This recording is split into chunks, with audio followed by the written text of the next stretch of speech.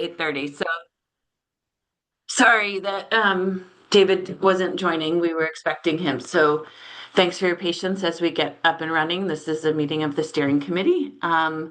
Liz is oh yeah, thank you for, we have just 30 minutes and now we have 25. So we're going to walk through a climate council agenda for later this month. We're going to talk about some redirection our office is recommending around the public meetings. And um, I thought Sophie was going to join us, but if in light of her not being here and David, I will walk you through the draft meeting agenda for the public meetings and a suggestion that we have about that. And then we're going to talk a little bit about schedule for the subcommittee meetings as well as guidance that we'd like to share out to the subcommittees around sort of this interim time during plans and what they should expect from the Climate Council. And is there anything else, Liz? I can't see the bottom of the agenda. That's it, public comment. Do we have minutes posted? I believe, Charlotte, we went back and forth, so I think we do. Has anybody, has everybody had a chance to look at the minutes from the last meeting, and are there any comments?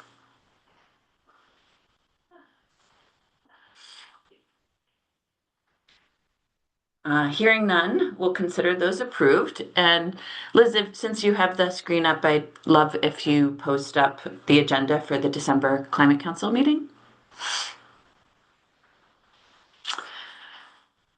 Okay, you might have noticed, I'll just start by saying that the last time we met as a steering committee, we had considered trying to be expeditious with our meetings in this time of not writing a climate action plan. And so we had posted this meeting for only an hour and a half, but understanding the time needed both around the rule proposal around the greenhouse gas reporting, as well as changes to our clean vehicle rules and some other agenda items. We recently shifted your calendars to include 2 hours for this meeting. I still feel like it's slightly ambitious, but we'll hope that we can move through things quickly. And if there are need for follow-up or conversations, we can do that. So the main purpose of the meeting was, as you all know, there's a recommendation in the climate action plan that obligated the Agency of Natural Resources to come back to you, the Climate Council, and ultimately the legislature. I believe the recommendation states that provide our recommendation for how to stand up greenhouse gas reporting program. Our Climate Action Office has been working closely with our secretary to put forward a memo to you all that details different paths that we can take, namely standing up our own rule that puts forward a greenhouse gas reporting program and what sectors to cover, and or the idea of harmonization of data that already is reported to other agencies. That memo goes back to our secretary today for final review and approval, and we'll be working to put that forward to all of you early next week, so you have a week with it ahead of that meeting. It'll also outline resources needed by our office in order to advance that program. So that'll be a large part of the meeting, is putting that forward to all of you, answering questions and discussing next steps.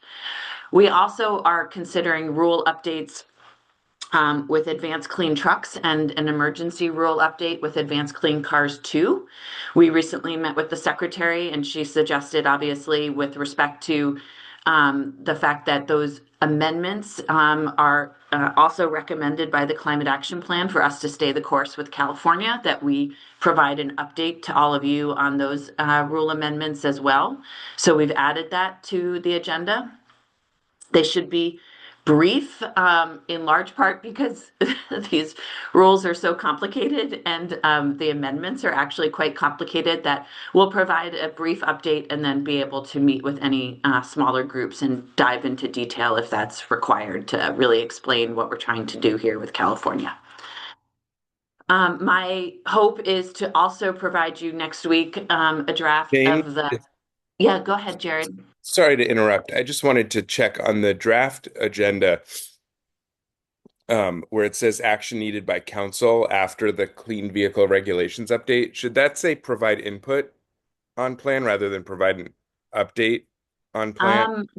We didn't put an update because as you know, there there isn't a space for a redirection or revisions to the rule updates. There's really just to stay the course with California. And so Right. that was a nuance that I made to the agenda that really was just to provide you all an update, understanding that there isn't a chance to sort of redirect other than, yeah.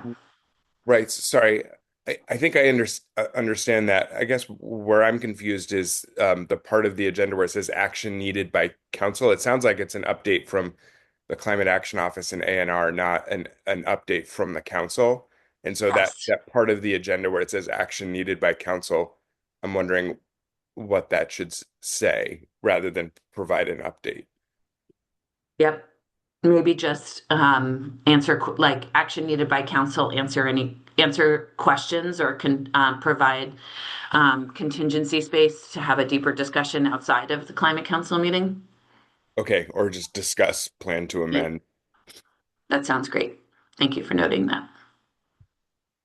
Thanks. And you all will recall that at the last steering committee meeting, we also discussed in hopes of streamlining climate council meetings in the new year that we would also provide you with a draft of the legislative report ahead of the meeting in December so that it would be approved for January well ahead of schedule. I think we anticipate that this would be a very streamlined legislative report in large part because it will say "See Climate Action Plan," as that was the substantive work of the Climate Council for the past year. So that will also come to the Climate Council next week, along with the memo on the greenhouse gas reporting program. And then finally, I think, unless I can't see beyond the last part, is as we're going to discuss briefly today, we are going, oh, yes, we're going to plan for the Climate Council into 2026 and discuss an agenda for the public meetings that we're planning to hold in the next month. Anything that you all were expecting to see on the agenda that you don't, or comments like along the lines of what Jared had around language for the agenda? Any comments also on time, if this feels like enough time for you all?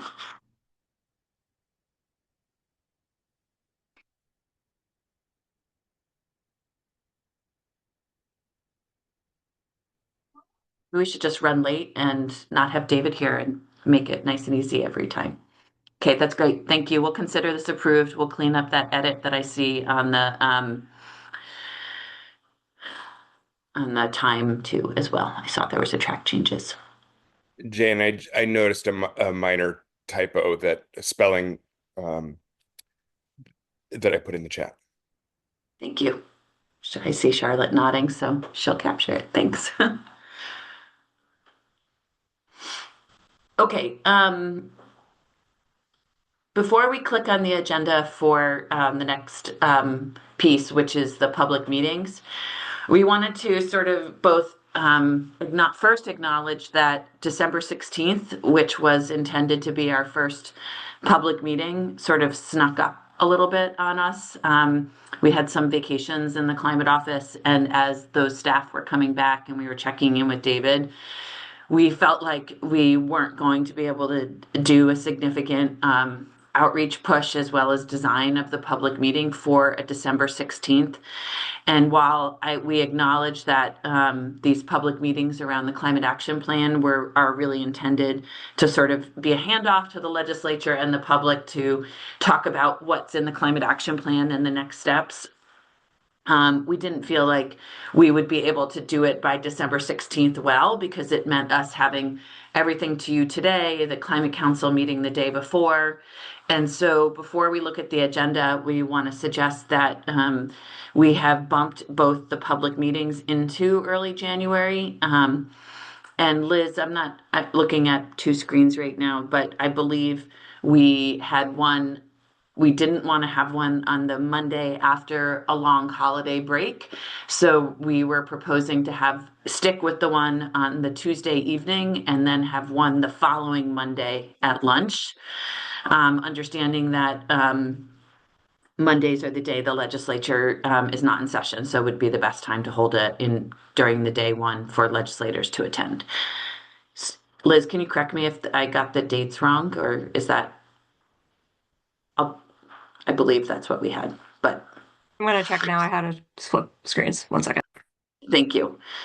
So let me first start by saying, is anybody strongly opposed? Well, hopefully everybody's fine with moving the meetings to January, and we apologize that we weren't able to get them up, the one for December up in place in time.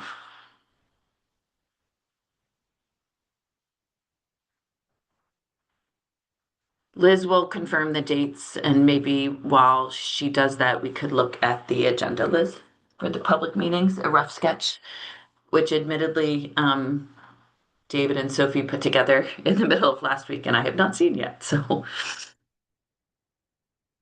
Yeah, I could share that. I'll just need to pause on checking the dates, but I'll share my screen thank now. you.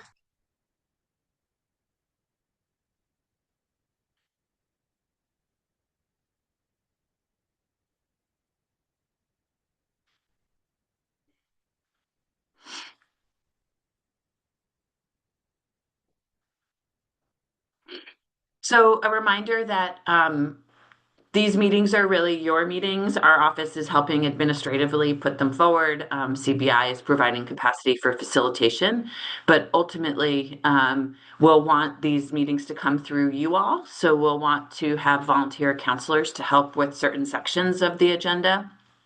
Um, I don't think folks will be surprised by the agenda. In large part, we sort of have a nice flow that we've been putting meetings out with, where we really try to keep content to a minimum, share with folks what we feel like they need to know in order to participate in a conversation, and then provide as many prompts as possible to have a discussion and talk about what's next. So in this case, it's really, again, a short overview of the climate action plan focused on the priority action plan, priority actions within the plan, and really sharing with them how engagement shaped the outcome of this plan, which we think is a very compelling story for people, understanding that you all did hear from the public significantly and took steps to incorporate feedback, including putting forward a top 10 list. Want to talk about with them what they're finding most compelling and where they really are hoping to see action, understanding the challenging context that we're sitting within right now in the economy, in the legislature, everything. And then talk about what's next. It sounds like there's an idea of having a panel discussion, which seems like a great idea, of having a handful of counselors speak to how this plan is serving as a launching pad for the work their organizations and they do next. And then next steps and a wrap up in order to close. Hopefully this is hitting the mark. I think it's on the agenda, as I mentioned, for the December 15th council meeting. So there'll be a chance to also provide feedback there and start to have counselors step forward in a speaking role and facilitation role over the course of 2 meetings so we can have different counselors participate. One question, if you don't mind, it's Liz Miller. Of course. It's probably just a reminder. Are these targeted at, are they just all, are all of the meetings general public, usual public notice and that sort of thing, or are we segmenting in any way? These meetings, well, our office continues to have a multi-pronged strategy with engagement. So we are continue to meet with CBOs, continue to meet Vermonters where they are, participating in events that are already scheduled and talking about things like the climate action plan. We also are doing a series of focus groups right now with CBOEO in Chittenden County with non-English speaking Vermonters, where we talk about things like the climate action plan. These meetings in particular that we're talking about here are 2 more traditional public meetings that we're planning to hold. It sounds like, Liz, just understanding your question, and taking from reference or implied that it would be nice for us to also share with the Climate Council, which we do at the end of the year, an annual we do it quarterly, and I know Sophie and Liz recently shared with you all a 3rd quarter report on Voices for the Climate that Sophie and CBI worked together on. Um, but we also will have an annual one where we put together the annual climate office engagement report. And that does hit different sectors of Vermonters in ways that require more relationship building and different strategies. But these are just planned to be traditional public meetings. Great, thank you. Jared, I see your hand up. Thanks, Jane.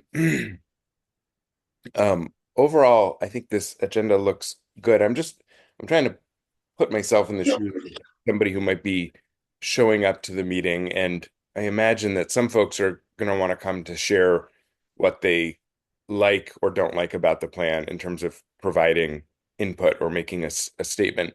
I imagine others are going to come with an interest to kind of learn more, or they may have questions. And I'm just wondering for folks whose main purpose in coming is to ask kind of clarifying or follow-up questions or contextual questions about the recommendations, what space that they might have to pose questions if they want more information, especially on, you know, the genesis of the recommendations, the implications of the recommendations. It's just not really clear to me in the agenda where we would take questions. And I know that so I just want to think about whether and how and where to address kind of a time for questions about the plan and the recommendations. I think that's a great point. I think not seeing the agenda in front of me, but I would imagine, and Sophie's here and had her hand up, so Sophie can follow up after me and their thinking around that.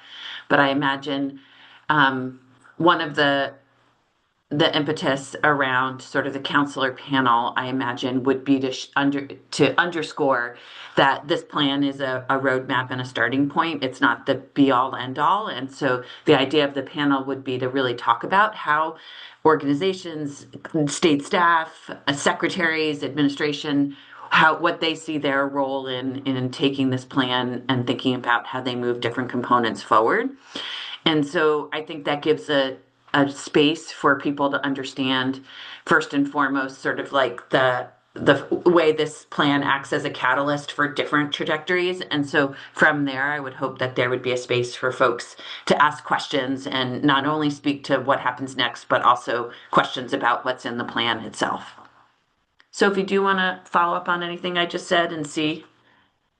Sure thing. Thanks, Jen. And Jared, I think that's a great point. I think we could probably add in a short, like, after the overview, a spot for clarifying questions. And then I think that final discussion will also be a great place for more substantive questions. So we can add that into the agenda. Let me know if that doesn't meet the mark for anybody. I wanted to Thanks. ask, oh, go ahead. I was just going to say thanks, Sophie. I think that that sounds good, and also agree with what you said, Jane. I guess I'm just thinking that if folks are going to be asked to go through an exercise to identify what's most compelling, I imagine that some folks might want the opportunity to ask those clarifying questions so that they can get a sense of is this compelling to me or not, making sure I fully understand it. So I think creating a little bit more space and time for clarifying questions after the initial That sounds great. would be great. Okay. Yeah, thanks. All right. I'll get that in the updated agenda. I also wanted to ask a question based on what Liz brought up of I would love to hear from counselors if there are particular audiences that we want to make sure are invited and included in this meeting. I know the timing is intentional leading up to the legislative session. So if you have ideas to share now or want to email me, I can include that in getting the word out. And also if you we'll share out those publicizing materials for you to also be able to get the word out to your groups. Thank you, Sophie. Joey, please go ahead. Thanks. No, I think generally this looks good. It looks like a huge amount of content for an hour. So two questions I have is, well, first question is just clarifying that we're going to focus on the priority actions. Otherwise it's going to like be so much to cover and like sort of a rationale for why we chose these priority actions. And yes, great. And then secondly, is it enough time to cover? Is an hour sufficient, or would more time be better? An hour and a half, maybe. Yeah, I was wondering that as well. Sophie, for our these meetings are very reminiscent to me of the meetings we held this fall around launching the resilience strategy. And what was nice about those is we actually just made them an hour and 15, which, it's not much more than an hour and a half. And we planned for an agenda that was an hour, but it gave us that space. And we said that very intentionally at the beginning with the meeting so that there was the content was as streamlined as possible. But if this conversation took up the space, then we had people's time to be there. And so I might suggest if folks are comfortable with that, that we do the same for this, Sophie.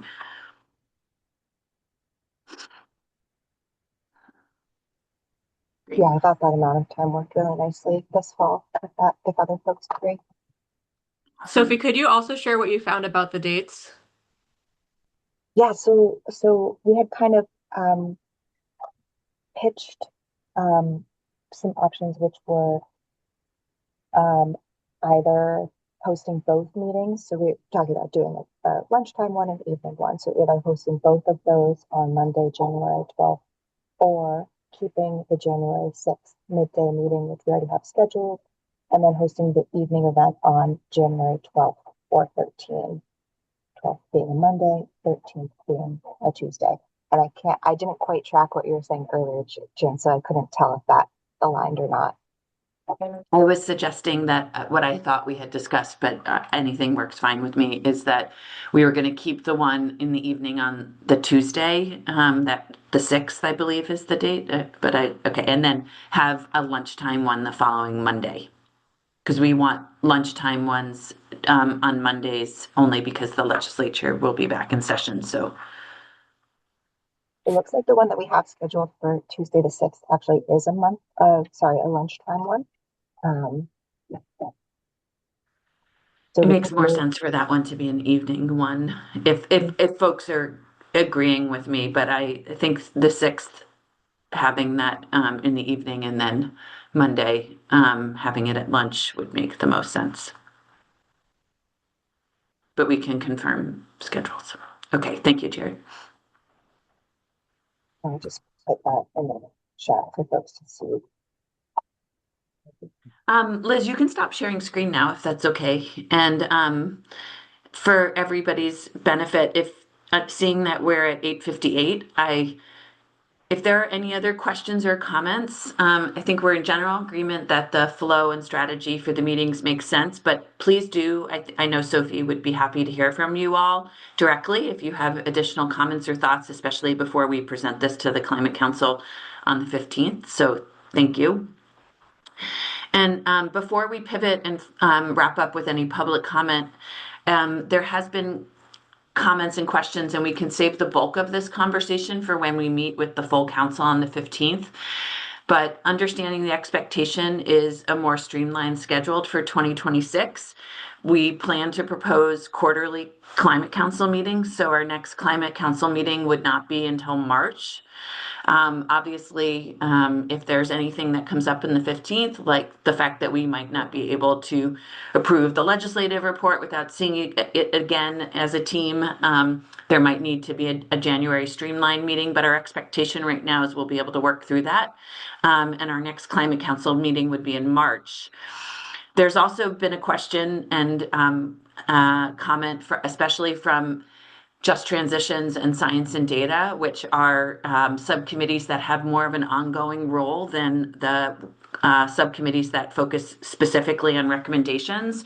But there's been an interest for us to send out some guidance with subcommittees around what their meeting frequency and workload looks like in a time where we're not sort of gearing up to write a plan. I might suggest that we table that and talk about that as a steering committee the next time we meet. And to that final point, in the past, even when the Climate Council itself is not meeting regularly, The steering committee normally holds a space for a meeting monthly to identify any needs, or if a climate council meeting is needed, or put out things like guidance to subcommittees. So my final recommendation for you all to think about or comment on now is if the steering committee would meet monthly, and that we would look to do that on Monday mornings once a month, starting again in January. And at the first topic at that meeting can be guidance to subcommittees. I see Joey with a slight nod. So I'm gonna take the slight nod for the win and see, unless Kelly's anybody. got thumbs up. Great. Oh, look who joined. Hi, David. I'm only teasing. I know. I'm sorry, guys. Look, but David, for the record, it's 9 o'clock and we're through the agenda. Nailing it. Nailing it. So Working my before way we out of a wrap, job. before we wrap up for the morning, is there anybody from the public online who would like to make a comment?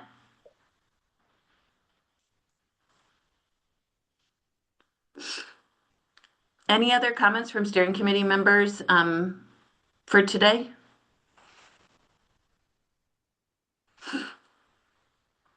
Okay. Well, happy December.